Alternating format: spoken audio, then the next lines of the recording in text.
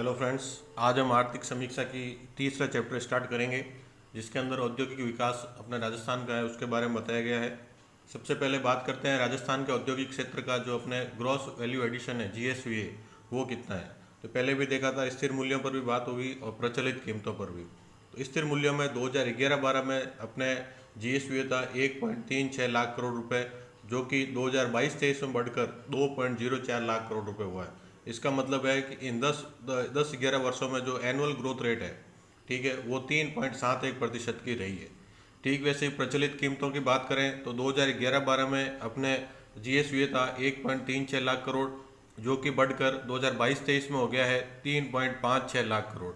तो अपने प्रचलित कीमतों पर अपने एनुअल ग्रोथ रेट जो रही है वो 9.18% रही है। अब बात करते हैं औद्योगिक क्षेत्र के उपक्षेत्रों का योगदान। जैसे कृषि में कुछ उपक्षेत्र थे, वैसे औद्योगिक उपक्षेत्र भी हैं। तो कुल GSVA तो है 3.58 लाख करोड़। इसमें से विनिर्माण यानी मैन्युफैक्चरिंग का हिस्सा है 41.26%, निर्माण यानी कंस्ट्रक्शन का हिस्सा है 32.76%, विद्युत गैस जल आपूर्ति आदि का हिस्सा है 13.38%, और खनन और उत्खनन माइनिंग का जो हिस्सा है वो है 12.60%। अब जो अपने स्थिर कीमतों पर वृद्धि दर है वो रही है उद्योग क्षेत्र में 6.32% की। तो इसके जो उपक्षेत्र हैं उनकी कितनी वृद्धि दर रही है, तो सर्वाधिक वृद्धि रही है विद्युत गैस और जल में 9.16%, कंस्ट्रक्शन निर्माण में 9.1%, मैन्युफैक्चरिंग विनिर्माण में 4.99% और खनन उत्खनन में 3.71%। अब बात करते हैं औद्योगिक उत्पादन सूचकांक। यह CSO द्वारा जो अपने मासिक आधार पर जारी किया जाता है, ठीक है। इसका आधार वर्ष 2011-12 ही है। इसके 3 वृत्त समूह हैं। पहला विनिर्माण यानी मैन्युफैक्चरिंग, खनन यानी माइनिंग, और तीसरा विद्युत यानी इलेक्ट्रिसिटी। अब इसका सूचकांक की बात करते हैं तो चारों जो अपने तीन, तो ये इसके जो उपक्षेत्र हो गए, समूह हो गए, विद्युत, विनिर्माण और खनन, और उसके बाद में सामान्य सूचकांक।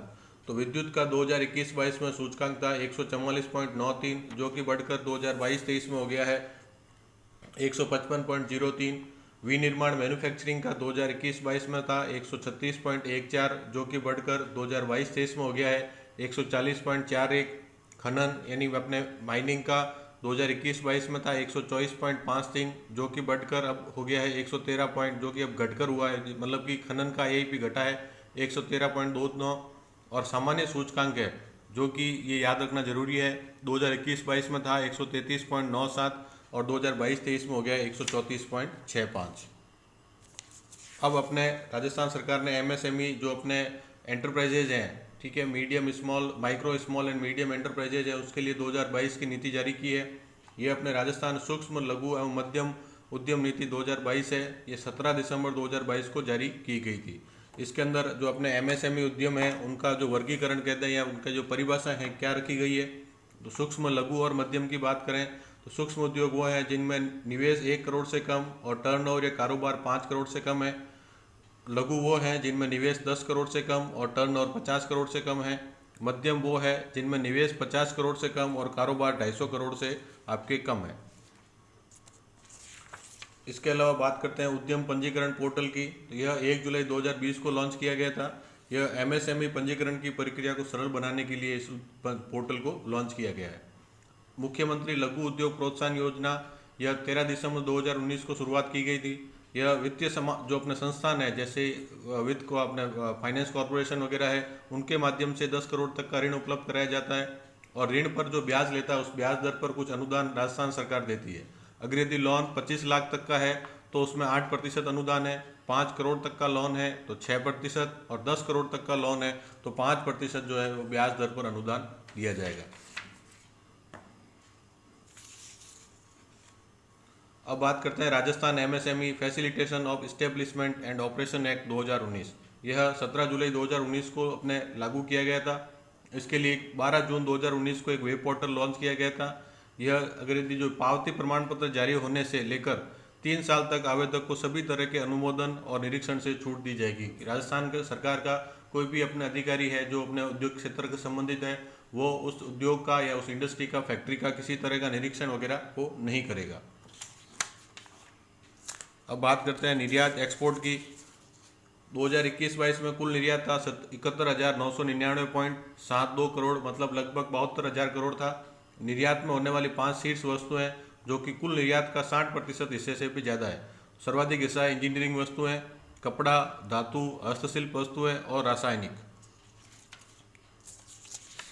एक्सपोर्ट को प्रमोट करने के लिए योजना चल रही है मिशन निर्यातक बनो। यह राजस्थान निर्यात संवर्धन परिषद द्वारा चलाई जा रही है। इसका पहला चरण 29 जुलाई 2021 को प्रारंभ किया गया था और लक्ष्य रखा गया था 22,731 नए निर्यातक बनाना।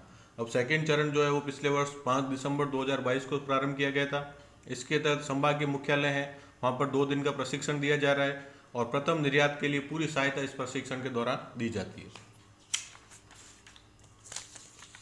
राजस्थान निर्यात पुरस्कार योजना, इसके तहत कुल 33 पुरस्कार दिए जाते हैं। एक तो अपने लाइफ टाइम एक्सपोर्ट रत्न पुरस्कार और बाकी जो अपने एक्सपोर्ट की विभिन्न 15 श्रेणियां हैं उनमें 32 पुरस्कार दिए जाते हैं।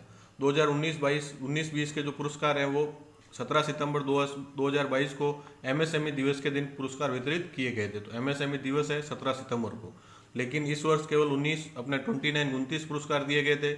एक तो लाइफ टाइम एक्सपोर्ट रत्न और दूसरे 28 जो है वो एक अपने उत्कृष्ट निर्यातक के जो वो पुरस्कार दिए गए थे। अब अगली योजना है निर्यात संवर्धन प्रक्रिया एवं दस्तावेजीकरण पर प्रशिक्षण योजना। इसकी शुरुआत 2012 से की गई थी। इसका उद्देश्य है निर्यात संबंधी कठिनाइयों का समाधान करना और राजस्थान निर्यात संवर्धन परिषद की स्थापना भी जो है इस योजना के तहत की गई थी। आगे बात करेंगे अंतर्राष्ट्रीय विदेशी व्यापार मेलों में भाग लेने पर सहायता। तो इसकी शुरुआत 2012-13 से की गई थी। नवीन दिशा निर्देशों के साथ में मार्च 2025 तक इसे बढ़ाया गया है। इसकी क्रियान्वयन एजेंसी अपने है राजस्थान निर्यात संवर्धन परिषद।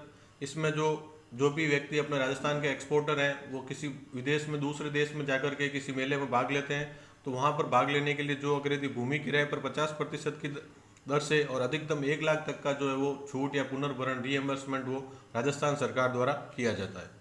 अगली योजना है एक जिला एक उत्पाद। इसका उद्देश्य है प्रत्येक जिले से निर्यात क्षमता बढ़ाने वाले उत्पादों को पहचानना और उन्हें बढ़ावा देना और जिला स्तरीय निर्यात प्रोत्साहन समितियों का गठन इस योजना के तहत किया गया है। धन्यवाद।